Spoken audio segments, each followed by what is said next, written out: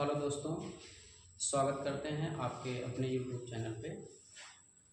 तो चलिए फ्रेंड्स, आज हम शुरुआत करते हैं रसायन विज्ञान क्लास 11th या बेसिक में हम कहें तो क्लास 9th से या पहले भी कुछ चीज़ों की परिभाषाएं जो होती हैं उससे हम शुरुआत करते हैं इस वीडियो में। तो बहुत ही इम्पोर्टेंट टॉपिक है, आप ध्यान से देखिएगा, परिभाषा आपको आनी चाहिए।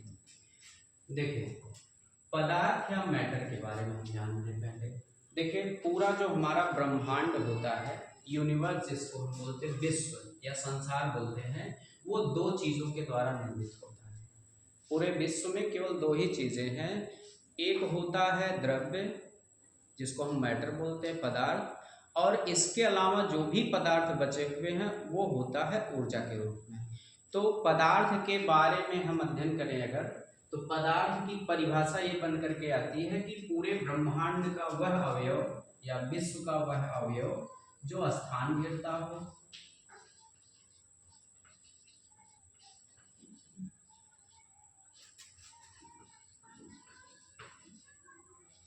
जो स्थान घेरता हो, जिसमें कुछ ना कुछ भार हो,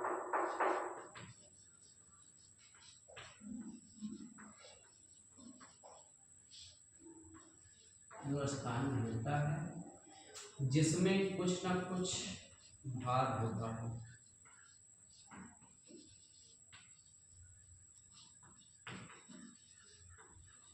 भार हो या द्रव्यमान हो, ऐसे लिखते हैं, द्रव्यमान हो, ये सब जगह के लिए यूज हो जाएगा।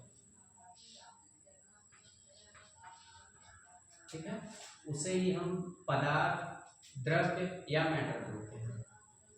इसमें कुछ ना कुछ द्रव्यमान हो, पदार्थ कहलाता है।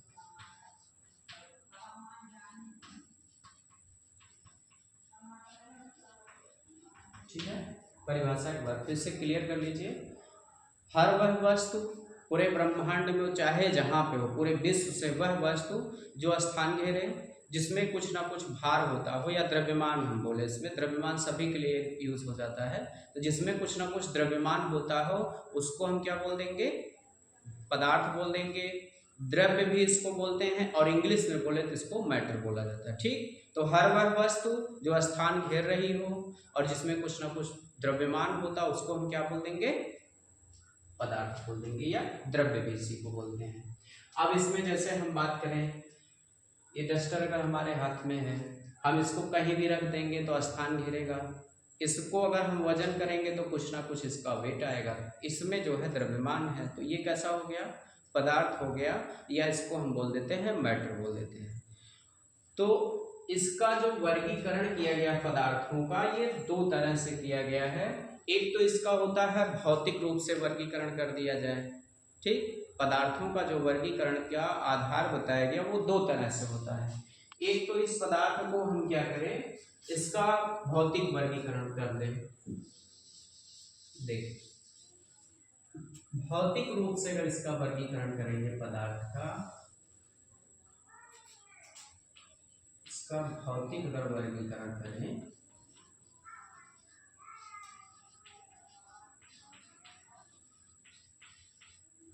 तो ये मुख्यतः तीन प्रकार से होता है ना? मुख्यतः ये तीन प्रकार से होता है। एक तो होता है ठोस, दूसरा होता है द्रव, और तीसरा होता है गैस, है ना? ये इसकी अवस्था के आधार पर वर्गीकरण है, ठोस अवस्था, द्रव अवस्था और गैस अवस्था। और इसमें दो और जोड़े गए हैं अभी नए में, जिसको एक अवस्था को हम प्लाज्मा बोल देते हैं, दूसरी जो इसकी अवस्था होती है, मतलब चौथी अवस्था प्लाज्मा होती है, पांचवी अवस्था जो होती है वो बोस-आइंस्टीन कंडेंसेट उसको बोलते हैं। उसको हालांकि अभी बहुत ज़्यादा नहीं पढ़ना हमको। ये ठोस, द्रव और गैस, ये पदार्थ की तीन अवस्थाएं होती हैं। ठीक है, कोई भी पदार्थ ठोस अवस्था में पाया जा सकता है, द्रव अवस्था में और गैस अवस्था में। तो इसको हम बहुत थोड़े में देख लेते हैं अभी, क्योंकि हमको रसायन पे हमको चलना है, तो हम इसका वर्गीकरण बाद में भी देख लेंगे, लेकिन थोड़ा सा परिभाषा हम देख लें। ठोस अवस्था पदार्थ की वह अवस्था होती है जिसमें उसका आयतन और आकार दोनों निश्चित हो जाए। ठीक है। ठोस अवस्था किसे बोलेंगे? जिसमें पदार्थ का आयतन और आकार दोनों निश्चित होता है, ऐसी अवस्था को हम क्या बोल देते हैं? ठोस अवस्था बोल देते हैं। जैसे उदाहरण के लिए अगर हम कोई ठोस वस्तु जैसे लकड़ी हम ले लें, प्लास्टिक ले लें, कोई रबर ले लें, है ना, चेयर है, बेंच है आपका, तो ये सब कैसे हैं? ठोस अवस्था में है, क्योंकि इसका आयतन और आकार कैसा होता है? निश्चित होता है। और इसका आयतन और आकार निश्चित होने का एक रीजन होता है कि इसके पदार्थ के जो कण होते हैं बहुत पास पास होते हैं और उनके अणुओं के बीच में लगने वाला जो आकर्षण बल होता है बहुत प्रबलतम बल होता है, इसकी वजह से ठोस अवस्था में होते हैं। जैसे देखें, अगर हम यहाँ पे एक ठोस अवस्था का बनाया आपको, ये अगर कोई ठोस अवस्था, इसमें ये कणों की स्थिति है, इस तरह से अगर हम प्रदर्शित करें तो ठोस अवस्था में जो पदार्थ के कण होते हैं बहुत पास पास होते हैं और इनके अणुओं के बीच में जो लगने वाला आकर्षण बल होता है ये बहुत ही स्ट्रांग होता है ना, ठोस अवस्था में। और इसी वजह से इसके जो आयतन और आकार होते हैं वो दोनों निश्चित होते हैं। ठीक, ये एकदम बहुत इसके बीच में स्ट्रांग बॉन्ड बना हुआ होता है, एक दूसरे से पूरा जुड़े होते हैं, प्रबलतम आकर्षण बल इसमें काम करता है, तो ये ठोस अवस्था हो जाती है। और इसी वजह से इनका आयतन और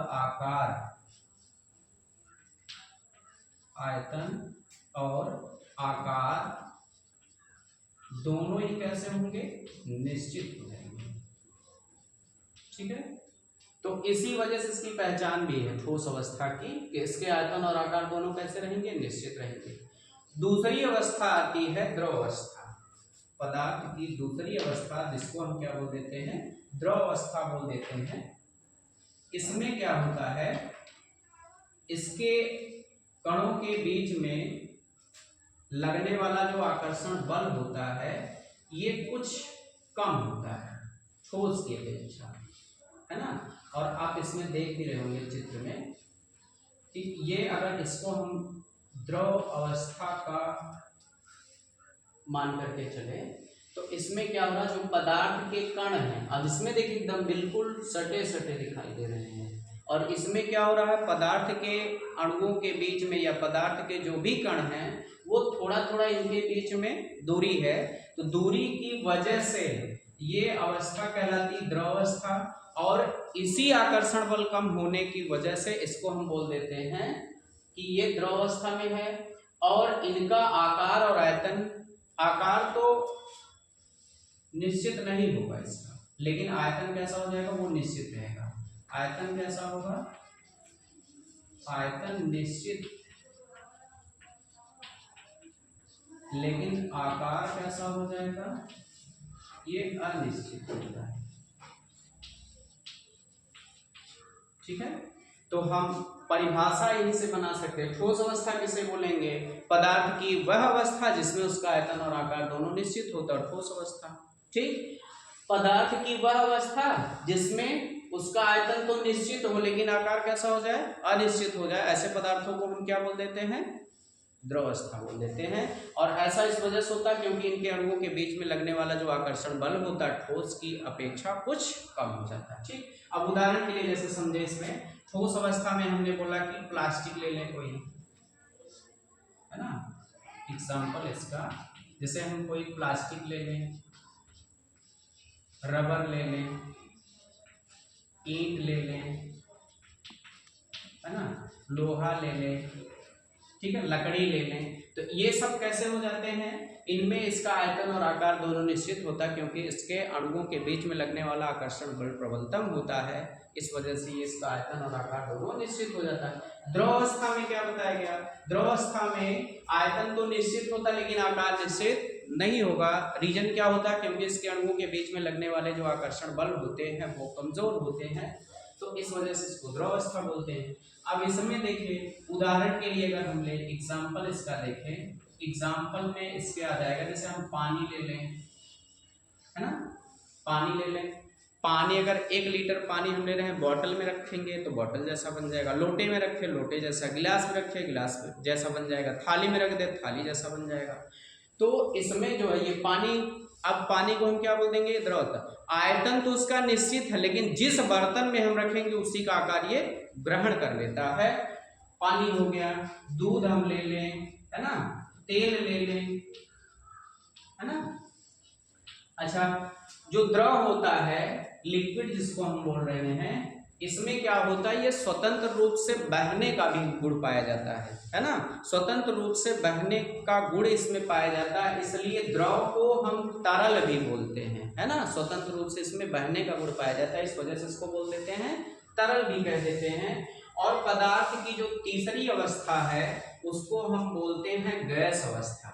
ठीक है, गैस अवस्था में क्या होता है, गैस के अणुओं के बीच में लगने वाला जो आकर्षण बल होता है वो ठोस और द्रव की तुलना में बहुत ही कमजोर होता है। इसी वजह से गैस का ना तो आयतन निश्चित होगा और ना ही आकार निश्चित होगा। इसका क्या हो जाएगा, ये गैस अवस्था है। ठीक है, गैस अवस्था में क्या होता है, इसका ना तो आयतन और आकार, ठीक है, दोनों कैसे हो जाते हैं, अनिश्चित।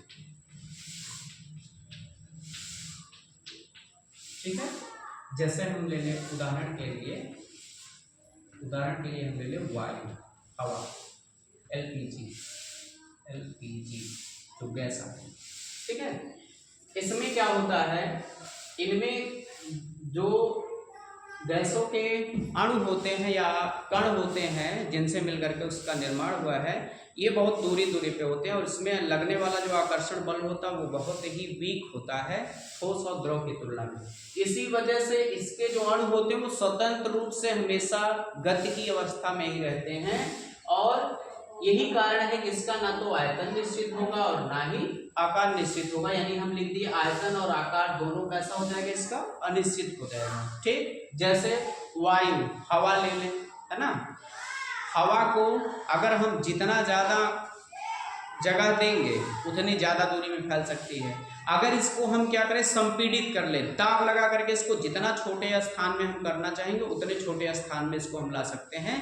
तो यहाँ पे केवल इसी वजह से इसका आयतन और आकार जो होता है वो कैसा हो जाता है, अनिश्चित होता है, क्योंकि इसके अणुओं के बीच में लगने वाला आकर्षण बल कैसा हो जाता है, बहुत वीक होता है। ठीक है, तो परिभाषा क्या हो जाएगी गैस अवस्था की, पदार्थ की वह अवस्था जिसमें उसका आयतन और आकार दोनों अनिश्चित होते हैं, ऐसे पदार्थों को क्या बोल दिया जाता है, गैसीय अवस्था बोल जाती है, गैस बोल दिया जाता है। ठीक, और ऐसा होता क्यों है, क्योंकि इसके अणुओं के बीच में लगने वाला आकर्षण बल बहुत ही कमजोर होता है। उम्मीद है कि ये चीज़ आपको समझ में आ गई होगी, या तो अगर नहीं समझ में आई होगी तो एक बार वीडियो को आप फिर से रिवर्स करके आप फिर से देख लेंगे तो ये समझ में आ जाएंगी बातें। चलिए, इसके बाद अब द्रव्य का जो रासायनिक वर्गीकरण होता है। अच्छा, इसमें आपको बता दें, जो गैस अवस्था होती है हमने बताया इसमें भी स्वतंत्र रूप से बहने का गुण पाया जाता है, और जिन भी पदार्थों के अंदर स्वतंत्र रूप से बहने का गुण पाया जाएगा ऐसे पदार्थों को हम बोल देते हैं तरल पदार्थ। जैसे हमने बताया द्रव में, द्रव को अगर कहीं भी रखेंगे तो उसमें स्वतंत्र रूप से बहने का गुण पाया जाता है, तो वो भी कैसा है, तरल है। और कैसे होती, इसमें भी बहने का गुण पाया जाता है, तो वो भी क्या होती है, ठीक है, उसको भी हम तरल बोलते हैं।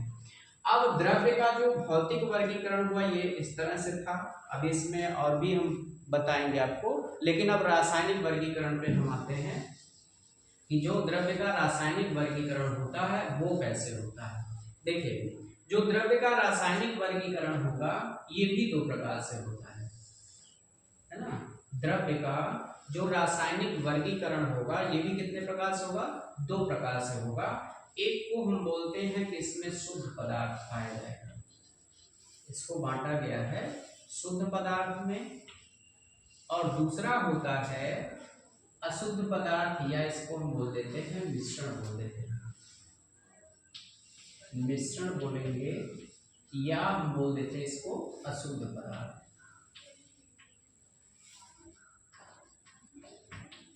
ठीक है, अब देखिए, शुद्ध पदार्थ हम ऐसे पदार्थों को बोलते हैं जिसमें जो अवयवी कण हो वे एक ही प्रकार के हो, है ना, उसके अलावा उसमें कोई दूसरा पदार्थ नहीं मिला हुआ हो, तो उसी को हम क्या बोल देते हैं, शुद्ध पदार्थ बोल देते हैं, जिसमें कोई दूसरा पदार्थ मिला हुआ ना हो। अर्थात हम ऐसे बोल सकते, परिभाषा के लिहाज से अगर देखें तो परिभाषा में ये हो जाएगा, ऐसे पदार्थ जिनका संगठन या जिनके प्रत्येक भाग का संगठन स्थिर और निश्चित होता है, ऐसे पदार्थों को हम क्या बोल देते हैं, शुद्ध पदार्थ बोल देते हैं। ठीक है, शुद्ध पदार्थ की परिभाषा क्या हो जाएगी, ऐसे पदार्थ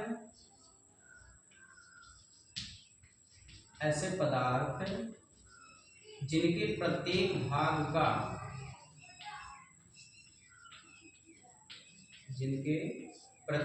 भाग का संगठन, ठीक है, मतलब जिस चीज से बना उसको संगठन स्थिर व निश्चित हो। ठीक है, ऐसे पदार्थों को हम क्या बोल देते हैं, शुद्ध पदार्थ।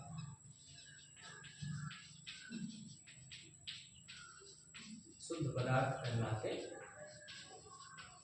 ठीक है, ऐसे पदार्थ जिनके प्रत्येक भाग का संगठन स्थिर व निश्चित हो, शुद्ध पदार्थ कहलाते हैं। मतलब इसमें समझिए, हमने बताया अभी कि जितने भी पदार्थ होते हैं वो छोटे छोटे कणों से ही मिलकर के बने होते हैं, जिसको हम नाम दे देते हैं एटम का, परमाणु का बोल देते हैं। कोई भी पदार्थ हो जिसको हम पदार्थ की परिभाषा में सम्मिलित कर सकते हैं, अब वो किसी न किसी छोटे अवयव से जरूर बना होगा। जैसे चाक है, ये है ना, चाक को अगर हम छोटा छोटा करना शुरू कर दें तो ये इसको भी देखेंगे तो एक हमको डस्ट मिलेगी, धूल का कण मिलेगा। ठीक, अब उसको अगर हम तोड़ना शुरू कर दें, ये तो होता है जैसे कैल्शियम कार्बोनेट होता है, तो पदार्थ का जो सबसे सूक्ष्मतम कण होता है वो होता है एटम, परमाणु होता है। तो जिन कणों से मिलकर के बना है, यही बात बोला गया इसमें, ऐसे पदार्थ जिनके प्रत्येक भाग का संगठन स्थिर व निश्चित हो। जैसे इसमें हमने बोला कि ये कैल्शियम कार्बोनेट से मिलकर के बना, CaCO3 से।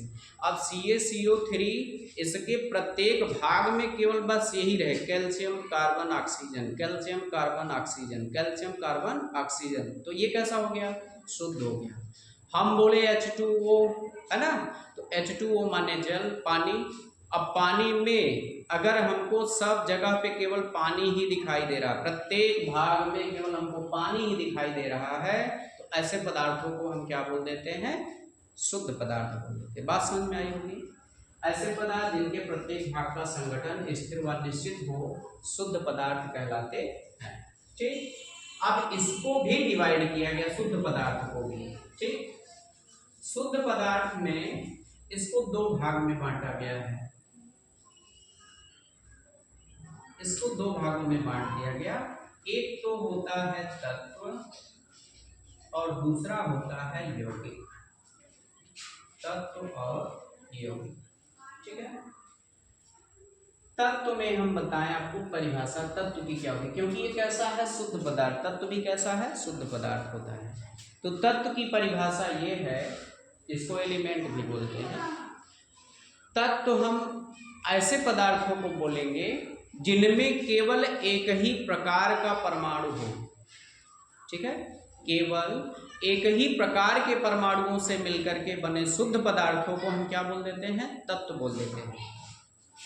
ऐसे पदार्थ जिनमें केवल एक ही प्रकार के परमाणु हो, ऐसे पदार्थ क्या कहलाएंगे, तत्व कहलाएंगे। ये इसकी परिभाषा है, जो केवल एक ही प्रकार के परमाणुओं से मिलकर के बने होते हैं उसको हम क्या बोल देते हैं, तत्व बोल देते हैं। ठीक है, और परमाणु क्या होता है, परमाणु की परिभाषा ये है कि किसी तत्व का जो सबसे सूक्ष्मतम कण होता है, जिसको और छोटे छोटे कणों में हम नहीं बांट सकते हैं, उसको हम क्या बोल देंगे, परमाणु बोल देते हैं। ठीक है, तो अब इसमें तत्व में क्या हो रहा है, केवल एक ही प्रकार का परमाणु अगर मिला हुआ है तो ऐसे पदार्थ को नाम दे दिया जाएगा, किसका, तत्व का। जैसे उदाहरण के लिए अगर हम ले लें सोडियम, है ना, मैग्नीशियम हम ले लें, पोटेशियम ले लें, कैल्शियम ले लें, कोई भी तत्व हम ले लें, है ना, वो अकेले है ना।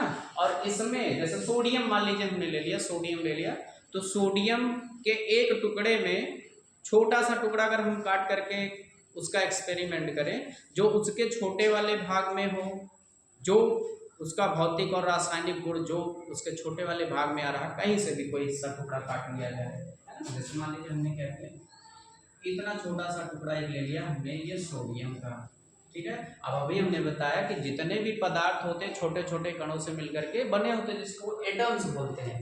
अब इसमें क्या होगा, इसके प्रत्येक भाग में sodium sodium sodium sodium sodium, हर जगह पे क्या होगा, सोडियम लगा होगा। अब इसमें से अगर मान लीजिए हम कहीं से कोई भी हिस्सा काट करके निकालें, सोडियम को अगर हम काट करके निकाल रहे हैं कहीं से भी, तो जो गुण इसके इस वाले भाग का होगा वही गुण ये यहाँ भी प्रदर्शित करेगा, इस पे प्रदर्शित करेगा, यहाँ पे। तो हम कह सकते हैं ये केवल एक ही प्रकार के कणों से मिलकर के बना हुआ था, इसलिए कैसा हो गया, तत्व हो गया। बात समझ में आई। ऐसे पदार्थ जो केवल एक ही प्रकार के परमाणुओं से मिलकर के बने होते हैं, ऐसे शुद्ध पदार्थों को क्या नाम दे दिया गया है, तत्व का। अच्छा, इसमें ये हो गए उदाहरण आपके। उसके बाद इसी का दूसरा रूप होता है यौगिक। यौगिक किसे कहेंगे, यौगिक हम बोलते हैं दो या दो से अधिक पदार्थों के एक निश्चित अनुपात में रासायनिक संयोग द्वारा बने शुद्ध पदार्थ को ही क्या बोल दिया जाता है, यौगिक बोल दिया जाता है। किसे बोलेंगे, जिन पदार्थों का निर्माण, जैसे यौगिक है ना। अब इसमें उदाहरण देकर के अगर आपको समझाएं, दो या दो से अधिक, है ना, तत्वों के, इसमें देखिए अगर मान लीजिए हम ले रहे हैं H2O, जल, है ना। तो जल में ये हाइड्रोजन का एटम है और ये ऑक्सीजन का, तो क्या बोला गया, दो या दो से अधिक तत्वों के एक निश्चित अनुपात में रासायनिक संयोग द्वारा बने शुद्ध पदार्थों को क्या बोल देते हैं, यौगिक बोल देते हैं। अब सवाल एक ये आता है कि अभी शुद्ध पदार्थ में हम लोग अच्छा खासा पढ़े कि जो केवल एक ही प्रकार के पदार्थ से मिलकर के बना होता है, ऐसे पदार्थ को ही क्या बोलते हैं, शुद्ध पदार्थ। लेकिन यहाँ पे देखिए क्या हो रहा है, इसमें तो हाइड्रोजन भी है और ऑक्सीजन भी है, लेकिन फिर भी हम किसमें पढ़ रहे हैं, इसको शुद्ध पदार्थ में पढ़ रहे हैं, ठीक है। तो शुद्ध पदार्थ की परिभाषा से और ये देख के दोनों मैच करके हम देखते हैं कि क्या ये बात सही है कि असत्य बात हो जाती है। शुद्ध पदार्थ में क्या बोला गया कि जिसमें केवल एक ही प्रकार के पदार्थ, उसको हम क्या बोलेंगे, शुद्ध। और यौगिक में क्या बोला गया कि दो या दो से अधिक तत्वों के एक निश्चित अनुपात में रासायनिक संयोग द्वारा बने शुद्ध पदार्थ को क्या बोल देंगे, यौगिक बोल देंगे। अब इसमें देखिए H2O है ना, H2O में जैसे पानी का ये सूत्र है जल, इसको बोलते हैं जल। अगर पानी हम ले लें शुद्ध जल, है ना, किसी बर्तन में अगर हम पानी ले लेते हैं और पानी शुद्ध रहे, एल्कलाइन वाटर ना रहे, साल्ट वाटर ना रहे, इसमें कुछ मिला हुआ ना रहे, तो इसमें हम देखें शुद्ध है कि नहीं। अगर हम यहाँ पे देखेंगे तो क्या मिलेगा हमको, H2O मिलेगा, यानी दो परमाणु किसका, हाइड्रोजन का, और एक परमाणु किसका, ऑक्सीजन का। अब यहाँ पे अगर देखें तब भी हमको क्या मिलेगा, H2O। इधर पे देखेंगे हमको क्या मिलेगा, H2O। यहाँ पे देखेंगे तो क्या मिलेगा, H2O। चाहे जहाँ से उठा करके हम देखेंगे सब जगह पे हमको क्या मिलेगा, हाइड्रोजन और ऑक्सीजन 1:8 के अनुपात में इसका अनुपात होता है। ये बाद में हम आपको बताएंगे, फिलहाल आप शुद्ध के बारे में जानिए। अब ये यौगिक जो होता है, अगर उसमें परमाणुओं का जो अनुपात है, संयोग किया, निश्चित अनुपात में संयोग किया, तो वो क्या कहलाएगा, यौगिक कहलाएगा। और यौगिक कैसा हो गया, शुद्ध पदार्थ हुआ, क्योंकि इसमें भी प्रत्येक भाग का संगठन कैसा हो गया, स्थिर और निश्चित हो गया। तो जाहिर सी बात है कि यही परिभाषा हम पढ़े थे ना शुद्ध पदार्थ में, तो शुद्ध पदार्थ में ये भी आ गया। तत्व किसे बोला गया, केवल जिसमें एक ही प्रकार का परमाणु हो, तत्व।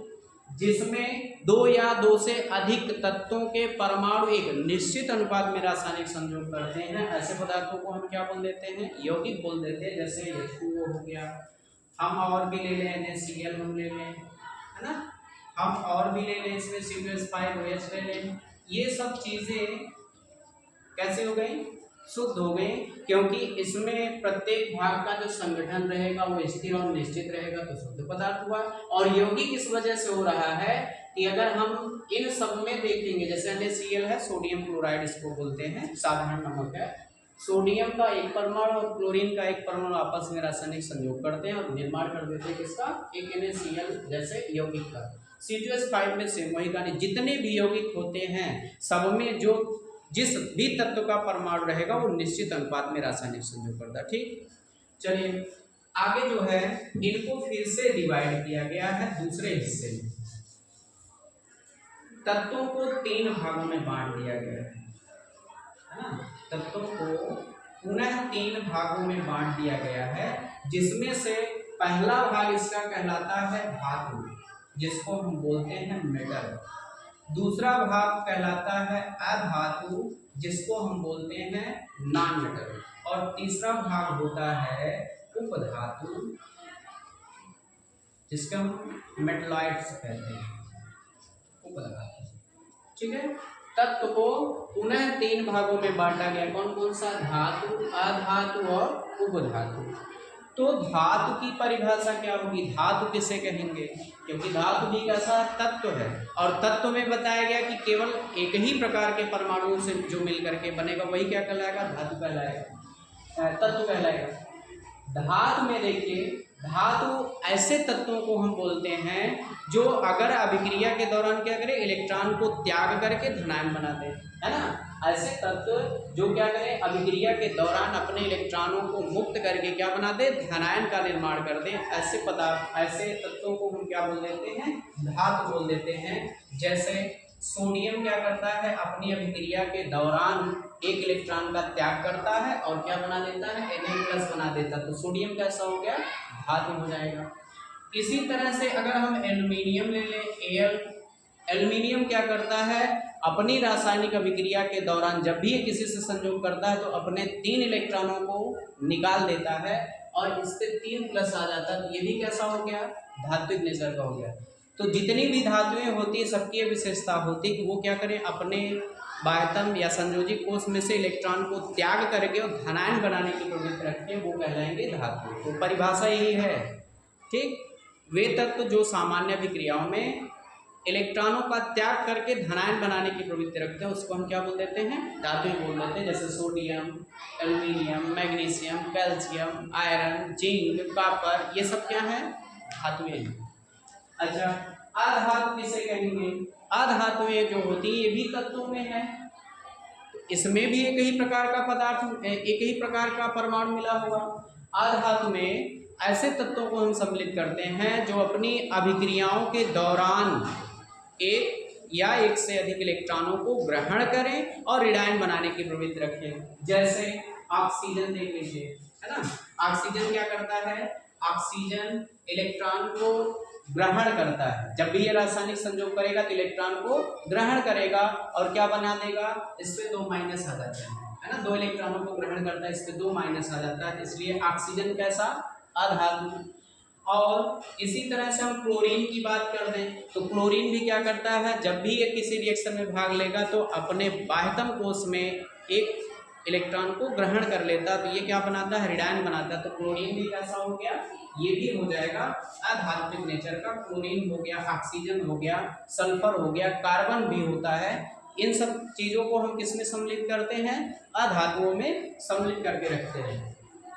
इसके बाद आता है उपधातु आती है। इसमें जो उपधातुएं होती हैं इसमें धात्विक और अधात्विक दोनों नेचर पाया जाता है। जैसे जर्मेनियम के बारे में आप सुने होंगे, सिलिकॉन, बोरान, है ना, ये सब तत्व किसमें आते हैं, उपधातुओं में आते हैं।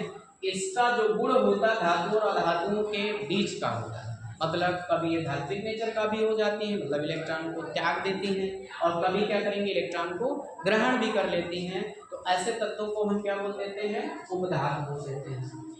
अब यहाँ पे यौगिकों का भी वर्गीकरण किया गया है 2 भाग में।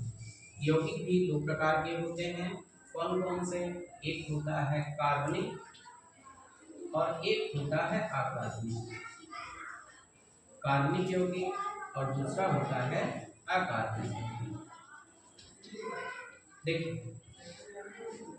कार्बनिक यौगिक हम ऐसे यौगिकों को बोलते हैं, देखिए यौगिक में क्या हुआ था, दो या दो से अधिक तत्व एक निश्चित अनुपात में रासायनिक संयोग करें तो यौगिक कहलाता था। अब कार्बनिक में क्या होगा, कार्बन में देखिए, कार्बनिक यौगिक में हमेशा एक चीज याद रखिएगा कि ऐसे यौगिक जो किससे मिलकर के बने, कार्बन और हाइड्रोजन से, कार्बन और हाइड्रोजन से मिल करके बने हुए वो क्या कहलाएंगे, कार्बनिक यौगिक कहलाएंगे।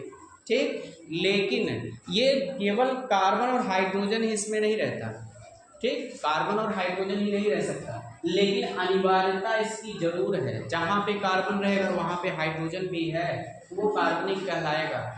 लेकिन इसके साथ साथ इसमें और तत्व भी हो सकते हैं, जैसे नाइट्रोजन हो गया, ऑक्सीजन हो गया, सल्फर हो गया, फास्फोरस हो गया, ये तत्व भी इसमें सम्मिलित किए जाते हैं। लेकिन ये याद रखिएगा अनिवार्यता किसकी होनी चाहिए, कार्बन और हाइड्रोजन की।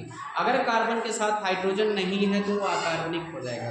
ठीक है, जैसे उदाहरण के लिए अगर मान लीजिए हम लिखते हैं CH4, है ना, तो ये कैसा हो गया, कार्बनिक हो गया। हम लिख दें CO2, अब इसमें देखिए हमने बोला क्या रहना चाहिए, कार्बन और हाइड्रोजन। कार्बन तो दिख गया लेकिन क्या हाइड्रोजन है इसमें, नहीं है, तो ये कैसा हो जाएगा, कार्बनिक, इसको हम नहीं बोलेंगे। रीजन क्या है, हाइड्रोजन इसके साथ नहीं है। ठीक, हमने CH4 को लिख दिया, हम लिख दें C2H5OH, है ना, हम लिखते हैं NH2CO NH2। अब इसमें आप जितने भी तत्वों को देखिए, एथिल अल्कोहल, यूरिया, ये मेथेन है, कार्बन हाइड्रोजन, यहाँ पे देखिए कार्बन हाइड्रोजन के साथ ऑक्सीजन भी, कोई बात नहीं, कार्बन है, ऑक्सीजन है, नाइट्रोजन है, लेकिन इसके साथ साथ क्या है, हाइड्रोजन भी, तो कैसा हो जाएगा, कार्बनिक यौगिक कहलाएगा। अकार्बनिक यौगिक हम उसे बोलते हैं जो इनके अलावा बचे, जैसे कार्बन और हाइड्रोजन के संयुक्त से, या इसको हम बोलते हैं हाइड्रोकार्बन, कार्बन और हाइड्रोजन से बने यौगिकों को क्या बोलते हैं, हाइड्रोकार्बन। हाइड्रोकार्बन और उनके व्युत्पन्नों को हम नाम दे देते हैं किसका, कार्बनिक यौगिक का। और इसके अलावा बाकी जो भी बचे हुए यौगिक होते हैं उनको हम क्या बोल देते हैं, अकार्बनिक यौगिक बोल देते हैं। जैसे हमने पढ़ा H2O, NaCl, HCl, है ना, HNO3, तो इसमें देखिए कहीं भी आपको, अब हम CO2 को भी इसमें सम्मिलित कर लेते हैं, कार्बन तो है लेकिन ऑक्सीजन, इसके साथ ऑक्सीजन लगा हुआ, केवल हाइड्रोजन नहीं, तो क्या हो जाएगा, ये अकार्बनिक हो जाएगा। ठीक है, तो ये हो गया अकार्बनिक यौगिक। बात समझ में आई? हम उम्मीद करते हैं कि आपको ये अच्छे से समझ में आया होगा। जहाँ पे नहीं समझ में आएगा आप थोड़ा सा वीडियो को पॉज कर लेंगे, आप पीछे बैक करके रिवर्स करके आप जितनी बार इसको चाहें देख सकते हैं, समझ सकते हैं। ठीक है, तो वीडियो को यहीं पे हम समाप्त करते हैं, कल फिर मिलते हैं एक नए वीडियो के साथ। धन्यवाद।